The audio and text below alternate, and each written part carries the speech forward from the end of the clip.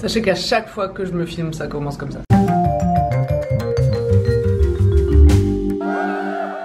Bonjour! Vous savez quoi?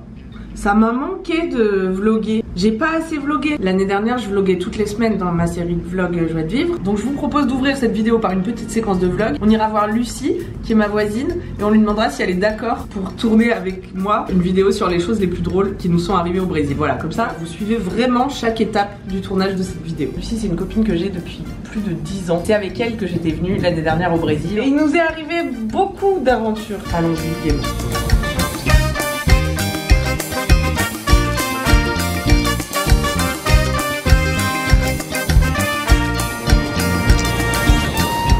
Voilà, donc comme prévu c'est très haut. Oh putain, ça me fout le vertige.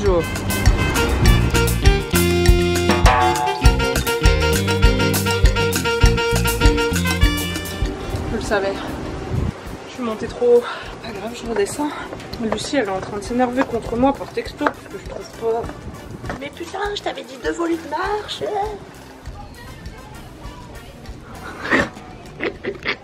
Ah ouais, j'ai senti, ouais. Ça faisait longtemps que j'étais pas arrivée chez toi avec une caméra. C'est vrai.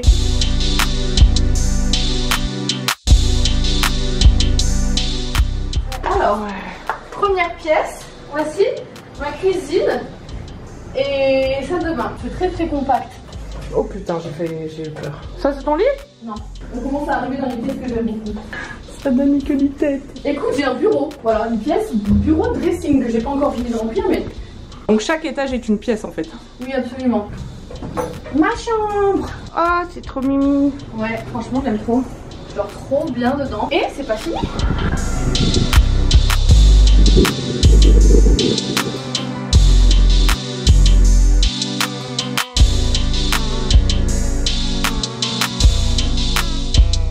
Merci beaucoup Lucie pour cette petite immersion culturelle et locale.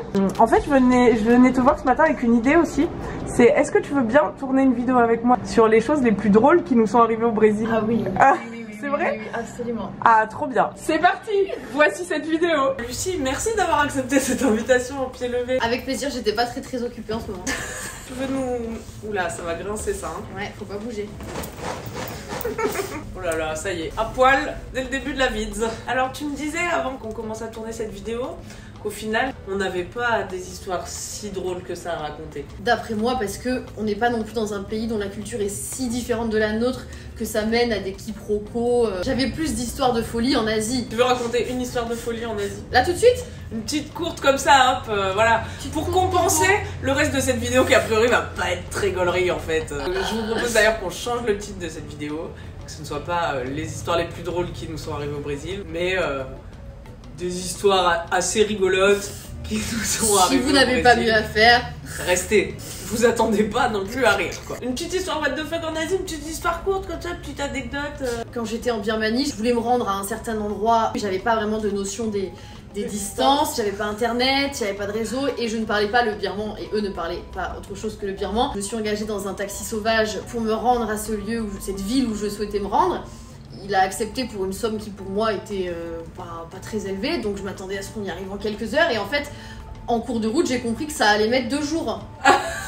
En passant par une autoroute qui était encore fermée mais qu'il allait quand même prendre parce qu'elle était toute neuve en donnant du bakshish tous les 300 mètres. Mais il était ok, donc j'étais là avec un mec qui ne parlait pas un mot, qui ne m'adressait pas la parole et on était parti pour 2 jours de trajet en voiture, tu vois, sans prévenir quoi. Bon, ça c'est ce genre de choses qui peut se passer. Et vous avez vraiment passé 2 jours dans la Non, voiture? bah du coup quand j'ai compris je lui ai dit écoute je vais m'arrêter dans un hôtel, hein, on va faire une petite nuit de pause et puis on verra par la suite quoi, mais... On va pas faire ça mec, tu vas pas conduire 48 heures. Il allait y aller comme ça. Bon c'est vrai qu'au début il avait l'air un petit peu étonné quand je lui ai dit mais... Hyper serviable le gars. Un taxi brésilien il a refusé de me prendre parce que j'avais un peu d'huile d'olive qui s'était renversée sur ma valise. Il l'a vu sur ta valise? Oui, et il a refusé et il est parti. Pour pas que je salisse sa voiture.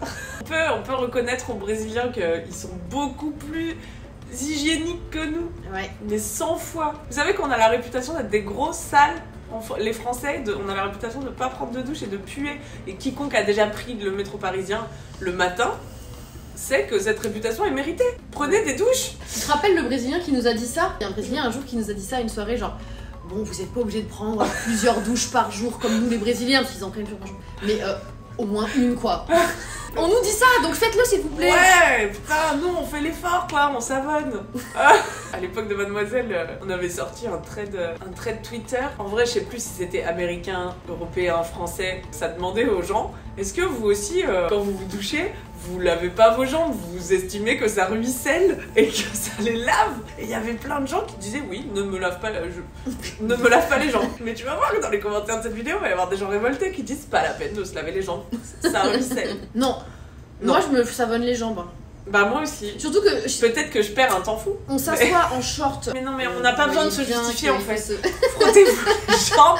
Le monde entier pense que l'on pue. Donc maintenant lavez-vous les jambes. Qu'est-ce qui nous est arrivé de marrant? Il faut se rappeler des tout premiers temps où on est arrivé ici, où on connaît vraiment rien, on savait rien dire, hola, bon dia. Ça nous est déjà arrivé plusieurs fois de nous faire engueuler parce qu'on avait claqué trop fort la porte du taxi. Claquez pas les portes. Voilà, délicat sur la portière, puis ça c'est... Moi mon mec il s'est fait insulter carrément. Ah ouais, j'allais dire, les gens vous crieront dessus en fait, donc ne prenez pas de risque, amortissez le choc. On a beaucoup d'histoires d'ongles. Ah ouais. Ouais, mais ça va avoir l'air néocolonialiste. Non, disons que c'est juste surprenant, quoi. Mais est-ce que c'est vraiment drôle? Moi, ça me fait pas rire.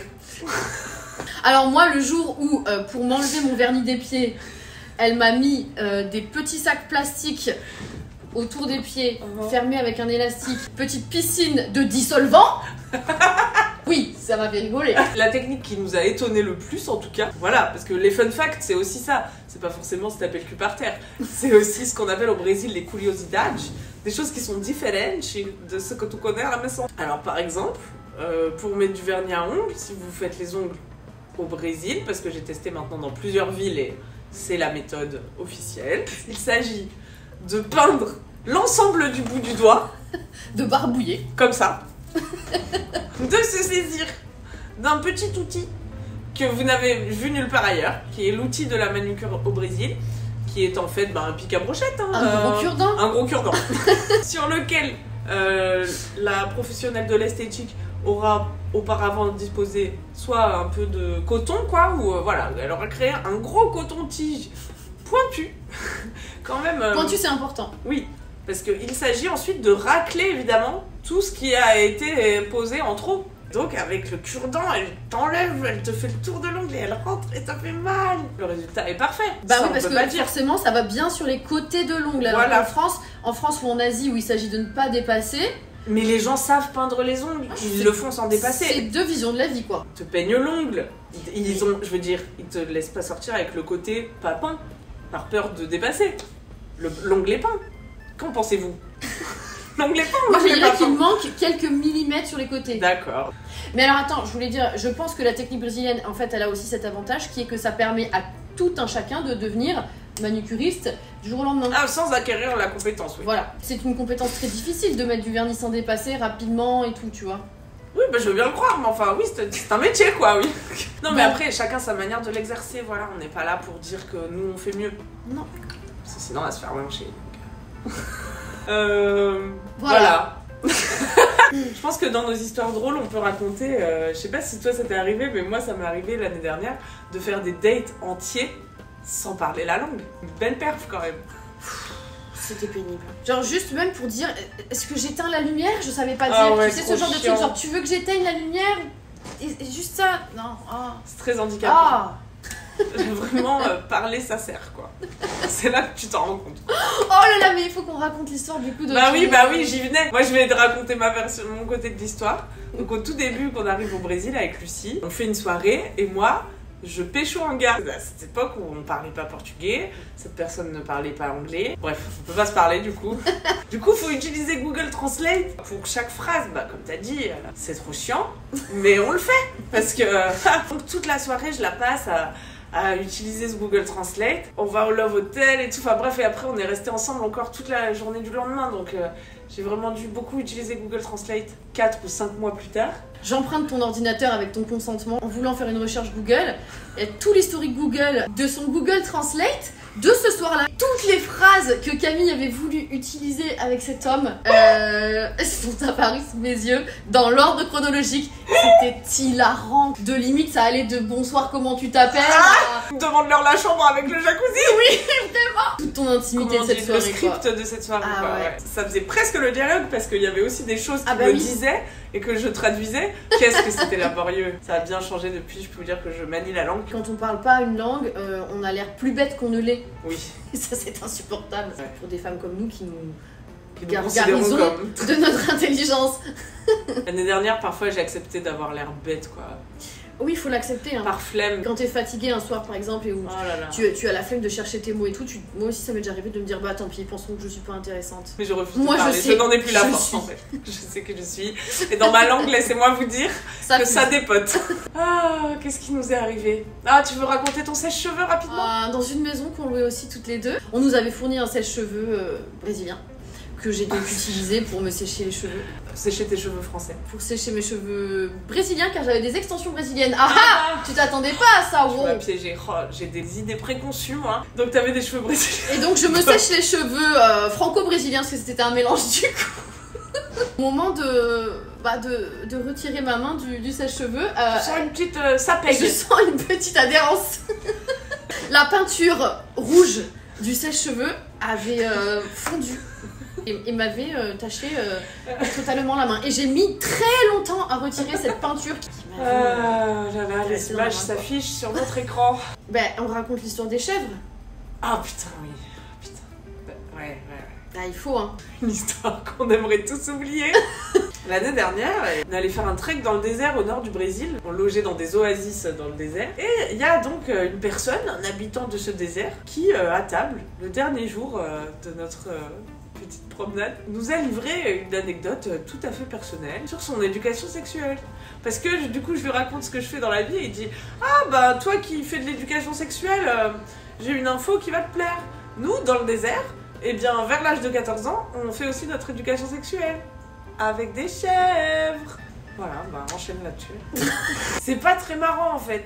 Parce que déjà, je vous rappelle que les animaux peuvent pas donner leur consentement. Moi, c'est surtout donc, ce qui m'a choqué. Ça n'a rien à voir avec de l'éducation sexuelle déjà. Il utilisait vraiment le mot éducation sexuelle. Il était très fier de nous donner cette information. Bon, déjà, ça concerne très les garçons, pas et très détendu. Plutôt enthousiaste de nous dire qu'ils avaient ce moyen à leur disposition, quoi. Mais en fait, qu'est-ce qu'ils apprennent du coup? Ils apprennent à mettre des bites dans des trous, ouais. Du coup, ils apprennent la pénétration. Mais ils apprennent ni le consentement, ni comment faire jouir une chèvre. Après nous avoir raconté ça, il nous a proposé d'aller chez lui. Donc il ne pensait pas que c'était quelque chose qui allait nous repousser, quoi, de passer après des chèvres. Oui, c'est vrai. Oh là là, je vais écrire un livre, putain. Sur notre triste sort. Les ongles... Ah, on s'est bien plaint, les sèche-cheveux... Les sèche-cheveux qui fondent, les gens qui nous font pas les ongles comme on a l'habitude. Oh, à se calmer, le destin de s'acharner sur nous. Tu vois toutes ces femmes qui nous écrivent pour nous dire oui, est-ce que c'est dur de voyager seule à Rio quand on est une femme? Bah oui, c'est dur, comme vous pouvez le constater. En attendant, allez suivre Lucie sur Instagram. Allez me suivre aussi sur Instagram parce qu'ici vous êtes bientôt 1 million. Non, en vrai, 138 000 je crois sur YouTube. Mais tous les gens qui ont 1 million, un jour ont eu 138 000. Oui. En tout cas, sur Insta on est 4. Donc arrêtez de déconner. Maintenant vous venez aussi sur Instagram. Tu veux ajouter quelque chose? J'aimerais mieux pas. Non. Très bien. C'est la fin de cette vidéo, j'espère qu'elle vous aura fait un petit peu rigoler quand même. Et aussi on nous sert tout le temps les salades sans sauce. C'est vrai. Bisous à chaque individu de chaque peuple de ce monde. Et de chaque espèce. Et non-humains inclus, j'allais le dire. Végétaux inclus. Bise à tous les minéraux. Un pouce, abonnez-vous, Insta. Et prenez des douches, putain. Prenez soin de vous. À dimanche prochain. Ciao.